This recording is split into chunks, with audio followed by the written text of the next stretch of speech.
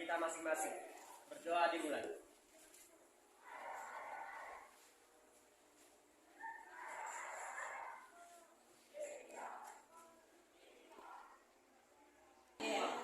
Terima kasih anak saya Binsa sudah membawakan doa untuk hari ini.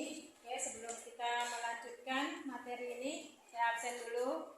Amelia, Anasti, Binsa, Ramadhani, semua. Sekarang buka bukunya, kita lanjutkan materi berikutnya. Masih tentang bakteri.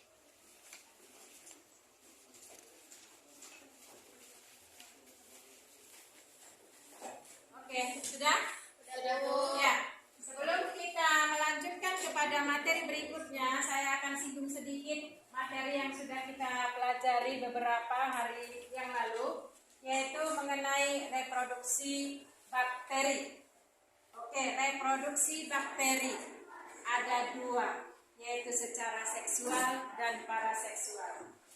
Saya mau anak-anak saya semuanya, satu orang di antara kalian coba dulu siapa yang bisa memberikan penjelasan tentang reproduksi pada bakteri itu sendiri. Ya, silakan Bisa. Reproduksi pada bakteri terbagi secara dua. Satu secara aseksual melalui pembelahan biner, Bu. Dan secara praseksual melalui penggunaan pinus sebagai perantara untuk reproduksi. Iya, bagus. Beri aplaus kepada kawan kita. Ya, itu tadi reproduksi yang terjadi pada bakteri ada dua. Yang pertama itu dengan cara seksual dengan menggunakan pilus bagian tubuh bakteri untuk bereproduksi, dan yang kedua itu dengan cara aseksual, yaitu dengan cara pembelahan biner ataupun membelah diri. Nah, sekarang kita masuk materi kita yang selanjutnya, yaitu tentang peranan bakteri dalam kehidupan.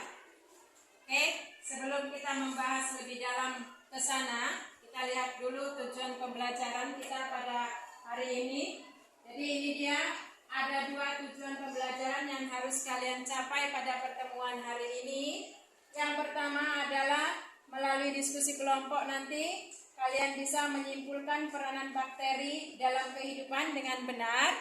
Kemudian dengan diskusi kelompok juga tentang peranan bakteri, diharapkan kalian bisa menampilkan data.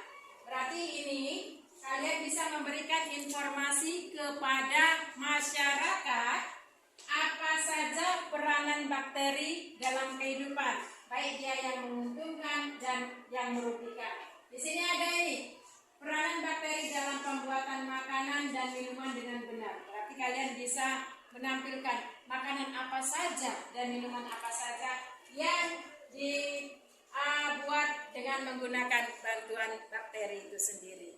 Oke, jelas ya? Jelas, Bu. Jelas. Nah, ya. Sudah saya sampaikan tadi tujuan pembelajaran. Apa yang akan kalian capai pada hari ini? Sekarang kita masuk pada materi. Peranan bakteri. Peranan. Apa itu peranan? Manfaat. Manfaat bakteri pada kehidupan. Kalau kalian kemarin itu sudah menganggap bakteri itu adalah organisme yang dapat menyebabkan penyakit, ternyata tidak. Bakteri itu bukan hanya menyebabkan penyakit saja, dia mempunyai peranan yang menguntungkan dalam kehidupan. Jadi dia bisa dipakai untuk untuk media dalam pengobatan. Kemudian dia juga bisa dipakai untuk media dalam pembuatan makanan dan minuman.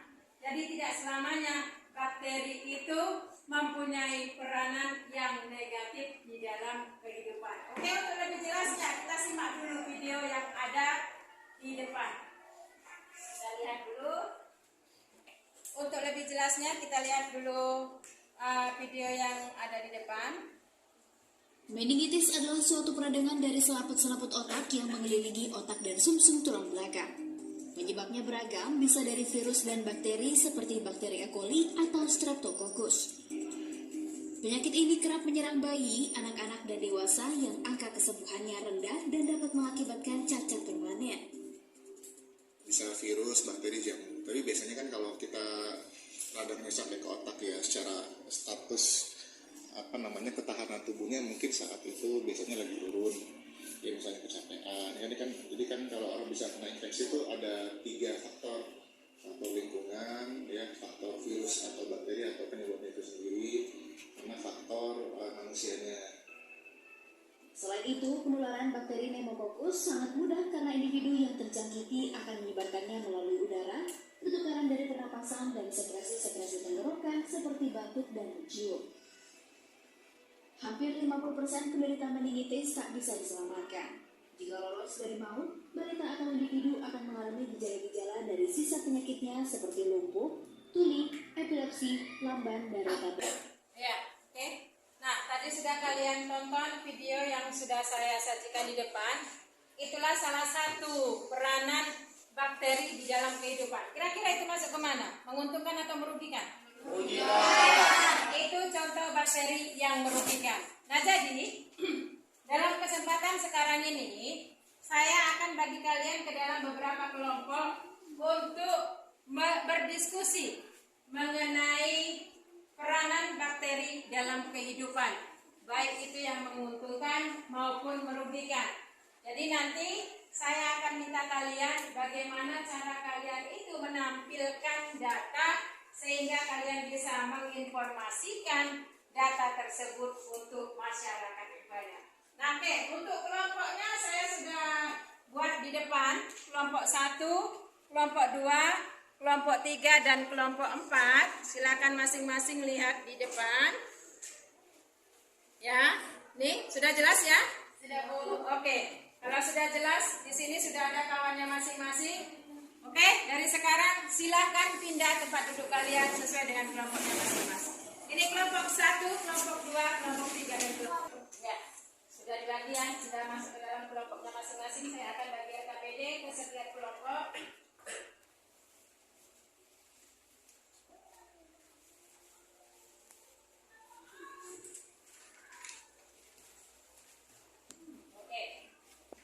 LKPD sudah saya bagikan.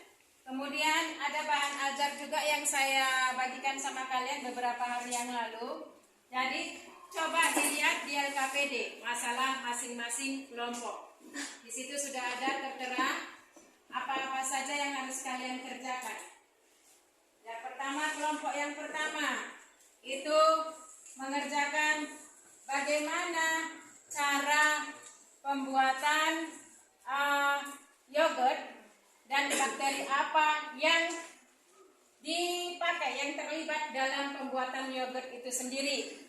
Kelompok yang kedua itu mendiskusikan tentang peranan bakteri dalam kehidupan.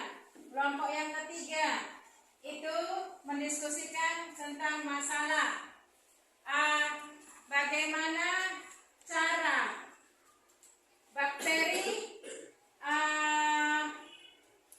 yang menyerang selaput otak sehingga terjadi penyakit meningitis.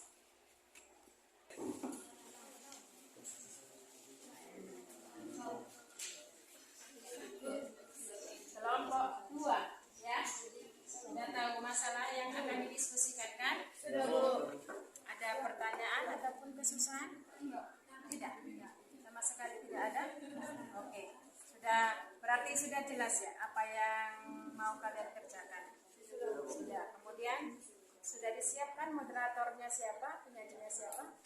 Sudah. Nanti jangan lupa nama bakterinya juga disebutkan ya. Nama bakterinya di sini. Hasil diskusi kelompok kami akan dibacakan oleh teman saya, Deo. Baik, di sini saya akan memperkenalkan hasil dari kelompok kami, yaitu mengenai peranan bakteri dalam kehidupan sehari-hari. Peranan bakteri ini dapat dibagi menjadi 2, yaitu ada yang menguntungkan dan ada yang merugikan. Peranan bakteri yang dapat menguntungkan manusia adalah diantaranya 1, bakteri Rhizobium. Bakteri ini hidup di dalam tanah dan dia itu mengikat nitrogen sehingga dapat menyuburkan tanah. Kemudian yang kedua itu adalah bakteri Azotobacter. Nah, bakteri ini dapat membantu pembusukan makanan di dalam usus besar sekaligus dapat menghasilkan vitamin K. Di mana vitamin ini digunakan dalam proses pembukuan darah. Kemudian yang ketiga ada bakteri Lactobacillus sp. Bakteri ini dimanfaatkan dalam proses pembuatan susu yogurt dan keju. Nah, yang keempat ada Acetobacter. Bakteri ini dapat dimanfaatkan untuk mengubah air cuka menjadi alkohol. Begitu juga yang sebaliknya, alkohol menjadi air cuka. Nah, kemudian yang terakhir ada bakteri Streptococcus gaseus. Bakteri ini dapat digunakan untuk menghasilkan antibiotik, yaitu antibiotik streptomycin. Nah, kemudian apa saja peranan bakteri yang merugikan manusia? Di antaranya adalah satu, bakteri Salmonella typhosa, yaitu bakteri yang dapat menyebabkan penyakit tifus. Yang kedua ada Mycobacterium tuberculosis, sesuai dengan namanya. Kedua ada Mycobacterium tuberculosis, sesuai dengan namanya, bakteri dapat menyebabkan penyakit TBC atau tuberculosis. Kemudian yang ketiga ada Neisseria meningitidis, yaitu penyakit yang dapat bakteri yang dapat menyebabkan penyakit meningitis seperti yang sudah kita tonton tadi. Kemudian yang keempat ada Neisseria gonorrhea. Nah, bakteri ini dapat menyebabkan penyakit kencing nanah. Dan yang terakhir adalah peranan bakteri yang merugikan adalah dapat menyebabkan kerusakan pada makanan seperti pembusukan. Nah, jadi teman-teman itulah hasil dari diskusi kami. Sekian dan terima kasih. Jika ada yang ingin dipertanyakan dari hasil diskusi kami, mohon disampaikan. Ya, kelompok 3 silakan. Baiklah, kami dari kelompok 3 ingin mengajukan sebuah pertanyaan. Pertanyaannya, apa nama bakteri yang menyebabkan penyakit kelamin? Terima kasih dari kelompok 3. Kami mohon waktu untuk menjawabnya. Di sini kami akan menjawab pertanyaan dari kelompok 3, penyakit apa yang menyebabkan penyakit pada kelamin. Nah, di sini kami menyebutkan penyakit Treponema pallidum, yang dimana bakteri ini dapat menyebabkan penyakit pada kelamin seperti keputihan. Apakah kelompok 3 sudah merasa puas dengan jawaban kami? Sudah. Baiklah, terima kasih. Sekian dari hasil presentasi kami. Terima kasih. Ya, tadi sudah ditampilkan dari setiap kelompok, masing-masing mempresentasikan hasil diskusi tentang peranan bakteri dalam kehidupan. Berarti bisa disimpulkan ya, bahwasannya peranan bakteri dalam kehidupan itu ada yang menguntungkan dan ada yang merugikan. Oke? Dari kalian, siapa yang bisa menyimpulkan peranan bakteri dalam kehidupan? Ya, silakan Anasti. Baiklah, kesimpulan yang dapat diambil dalam materi kali ini yaitu dalam peranannya terdapat bakteri yang menguntungkan dan juga bakteri yang merugikan. Nah, di mana bakteri yang menguntungkan itu salah satunya adalah bakteri Lactobacillus casei yang terdapat dalam Yakult. Dan juga bakteri yang merugikan salah satunya yaitu bakteri Salmonella typhosa, yaitu bakteri yang menyebabkan penyakit tifus. Sekian dari kesimpulan dari saya. Terima kasih. Iya, kita berikan. Itu tadi kesimpulan yang sudah diberikan oleh kawan Muanesti, sudah sangat bagus. Saya hanya mau memberikan penguatan bahwasannya bakteri itu tidak selamanya memegang peranan yang merugikan dalam kehidupan, akan tetapi dia juga mempunyai peranan yang sangat menguntungkan di dalam kehidupan. Oke, jelas? Ada pertanyaan sampai di sini? Oke, kalau tidak ada pertanyaan, kita sudah pertemuan hari ini. Kita lanjutkan di minggu depan. Jangan lupa dibaca bukunya di rumah. Minggu depan kita ulangan harian. Nah, oke, untuk mengambil hikmah dari pertemuan ini, silakan kita tutup pertemuan hari ini dengan doa. Ketua kelas, silakan. Baiklah, untuk mengakhiri pembelajaran kita pada siang hari ini, ada baiknya kita berdoa menurut agama dan kepercayaan kita masing-masing. Berdoa dimulai.